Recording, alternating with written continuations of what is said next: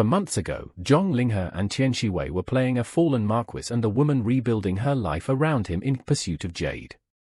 This week, they're demonstrating just how differently two actors can handle the same career decision, what to do with a persona once the audience has already fallen for it.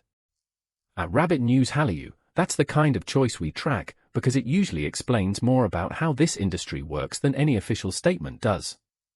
Start with Zhang Linghe. In March, he was Xie Zheng, a disgraced marquis hiding his identity, all restraint and quiet menace, the kind of role that got so much attention for its exact aesthetic that Chinese state media weighed in on whether his makeup was too delicate for a battlefield general. Whatever side of that debate people landed on, the look worked. Xie Zheng became one of the most discussed drama characters of the year. Now fast forward to this week. Zhang is about to premiere this second Too Much, also released internationally as Overdue, on July 20th, playing Murong Qingyi, the estranged son of a warlord in Republic-era Shanghai, opposite Wang Churan. Different century, different costume, same tightly wound intensity.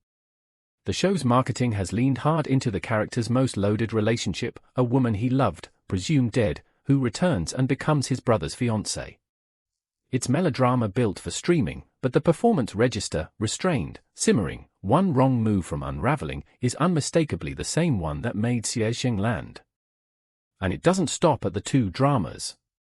On July 18th, Zhang appeared on the variety show Hello, Saturday, and a clip of him shaking out wet hair after a water stunt spread fast online. Commenters called it equal parts clean and unsettling, which, if you followed his last two roles, is exactly the split reaction his characters tend to produce.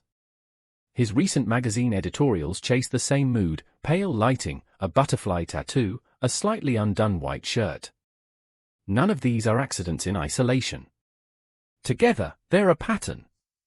Here's the detail worth sitting with. A wet hair moment on a Saturday night variety show is, in marketing terms, doing the exact same job as a 40-episode historical drama.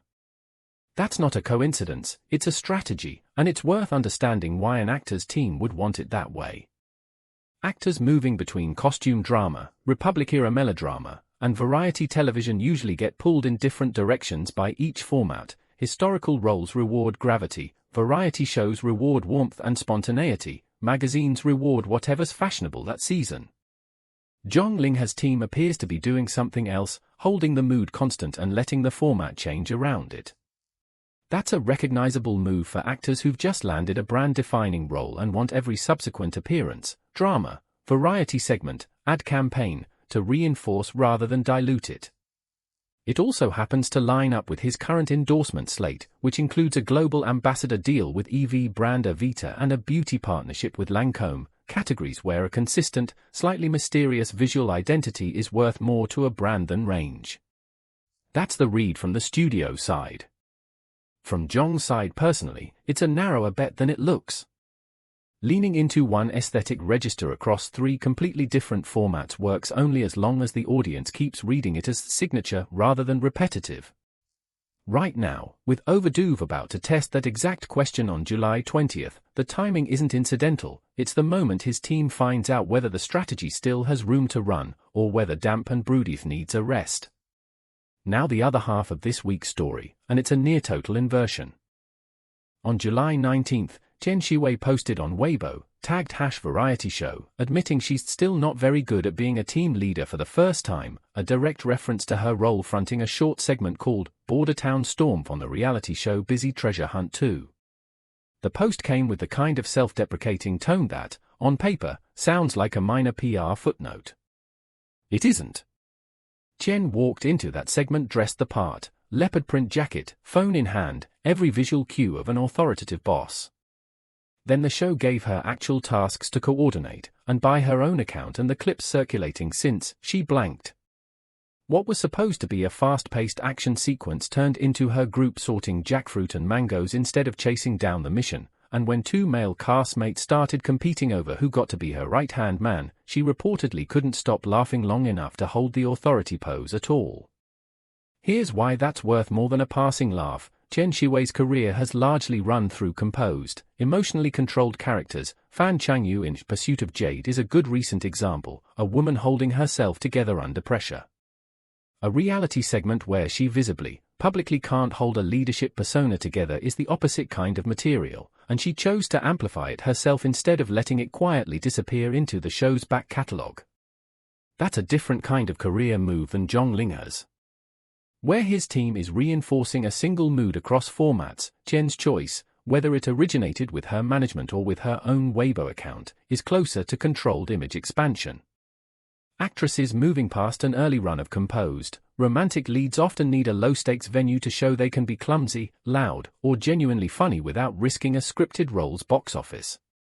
Variety television is exactly that venue, because a bad beat there reads as charm rather than miscasting. Posting about it herself, in her own words, turns a segment that could have been mildly embarrassing into evidence of self-awareness, which, going by the online response, is precisely how audiences received it. That response has been loud. A recurring comment across the discussion is some version of "she doesn't have to be good at this yet, she'll get there if they keep giving her boss roles," alongside direct calls for producers to write her an actual gang boss or mafia leader role. That's a fandom doing something specific, not just enjoying a funny clip, but actively lobbying casting directors through a comment section. It's a small, current example of how variety television has become an audition tape as much as entertainment, a place where an actor can float a persona they haven't been cast in yet and let the audience's reaction do the pitching.